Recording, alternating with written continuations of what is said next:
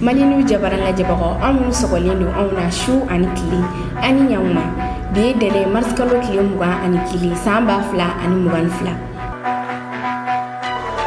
kuna foni folo obe mali ani sede orika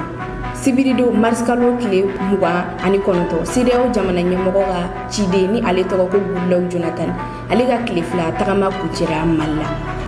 Goodluck Jonathan ale ga kili fla tagama kunche chugo manye malla sabula ani mali autorité ma be mali transition kuncheli wakatika kuna foni wala li amno di awma anga flash info konnana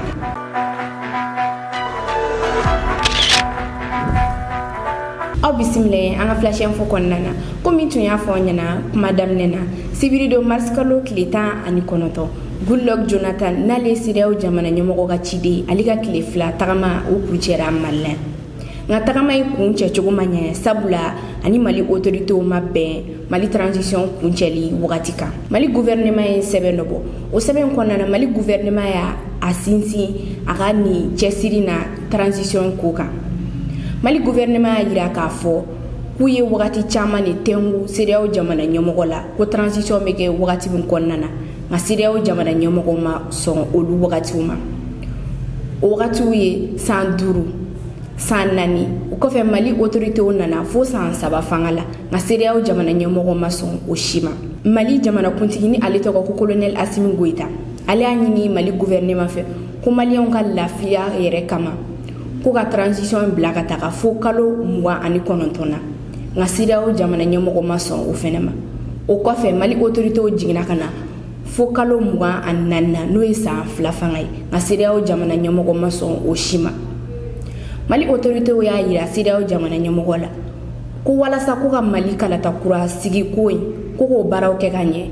ko utena na sego barake san fla fanga jugorla la ko da tuwe san fla fanga nyini siriao jamana nyomogo fe Goodluck Jonathan sigini ngataka ay seben lobo o seben konnana ayira ka fo kani mali autorité o sigi ka fo ke mali chronogramme électoral linka Goodluck ka seben konnana ayira ka fo ko ale woni felay mi ko alibi ani mali autorité ga to ga nyonyi ka sigi ga ma yasa be misega ke ni transition kuncheli wakatika chugoya mina ayira ka fo ko sireo ga lasigi de me malle kale koni felay mi ko ni mali autorité ku bolo di nyogoma ka barake nyogon fe o ko fe Musa Mara nale politique mo godoy ale re parti yelema nyemogoy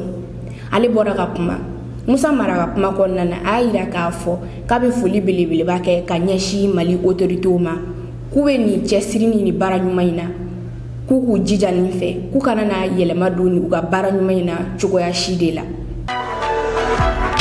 kuna foni flana obe mali jamana kuntigireka ni ale to ko colonel Assimi Goïta sibirido marskalo kileta ani konoto transition nyemogo tara tagamala kuchala no ayire fadugwe kaboka da okulu kan kabini colonel Assimi Goïta sira fangala sibirido ne kera ka tagama flana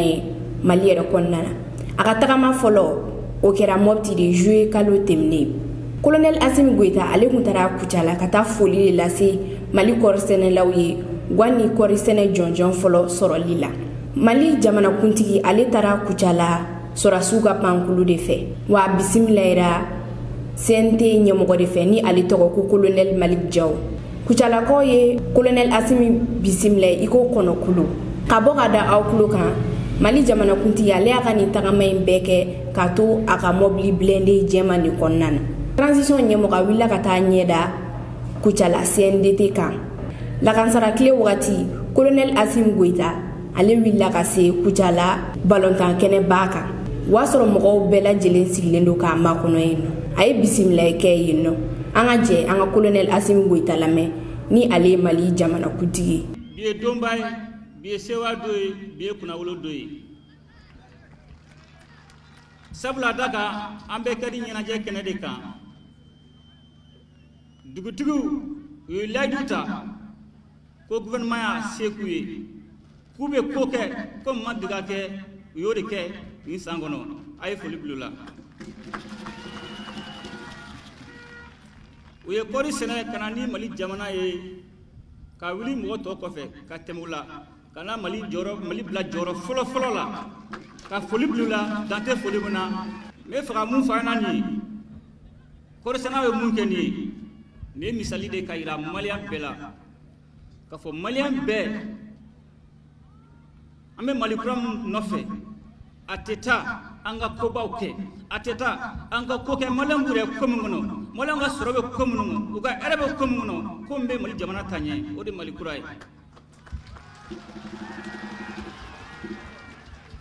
donc b'a ɲini maliyɛn bɛɛ lajɛlen fɛ kɔɔri sɛnɛ ye misali min yira nin ye maliyɛn bɛɛ de kan ka nin yira i ka baarakɛyɔrɔ la a kɛra sɛnɛkɛla tɔ ye a kɛra furakɛlikɛla ye kɛnɛyabulon somɔgɔw ye a kɛra kalanda somɔgɔw ye a kɛra surasi ye a kɛra kilibulon mɔgɔw ye bɛɛ de kan k'i se ka jamana ko in na mun b'a to san wɛrɛ an ka fɛn wɛrɛ fɔ an ka jamana ko mun tɛ nin ye bɛɛ ni so ka diya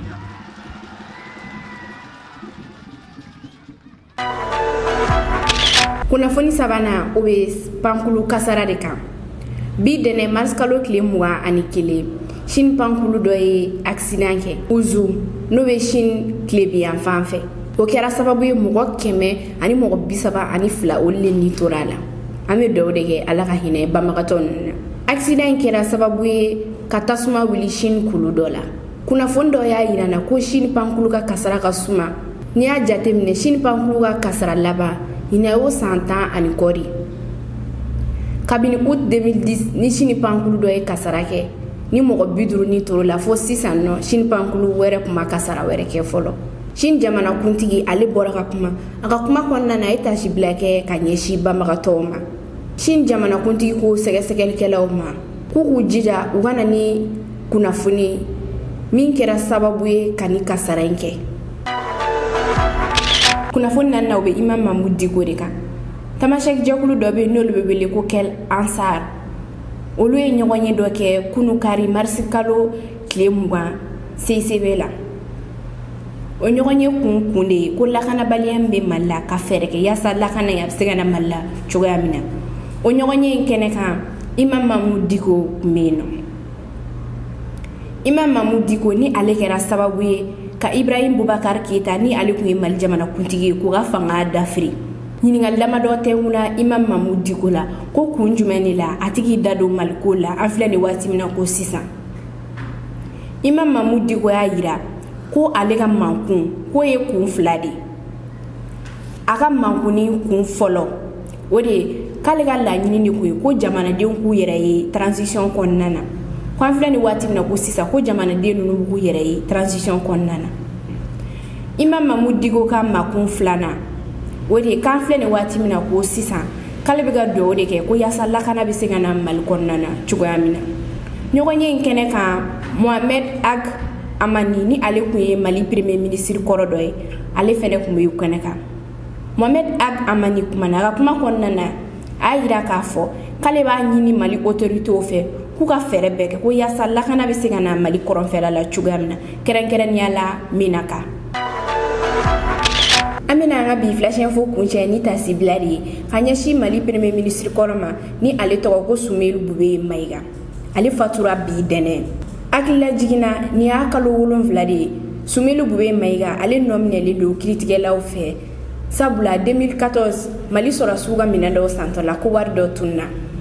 o 2014 kelen o y'a sɔrɔ Sumelu Bube Mayiga ale kun ye Mali ministre de la défense de kalo tɛmɛnen Sumelu Bube Mayiga somɔgɔw bara ka kuma wa kuma kɔnɔna u y'a yira k'a fɔ ko a ka bana bɛ ka juguya kosɛbɛ ka to kaso la Sumelu Bube Mayiga ale bangera le 8 juin 1954 Gao bi dɛnɛ mars kalo tile 21 san 2022 Sumelu Bube Mayiga ale y'ale ka kalifa mɛnɛ a la Mali kiliniki dɔ la a fatura k'a to san 67 de la an bɛ dugawu de kɛ ala ka hinɛ Sumelu Bube Mayiga la k'a dayɔrɔ sumaya k'a saya k'a ma lafiya ye ni ne kun ye an ka bi flash info ye ka da aw tulo kan aw ni ce aw ka lamɛnliko ɲuman na an ka foli bɛ an lajɛbaga bɛɛ lajɛlen kɛrɛnkɛrɛnnenya la minnu bɛ k'an lajɛ ka bɔ Gabon aw k'an bɛn wagati wɛrɛ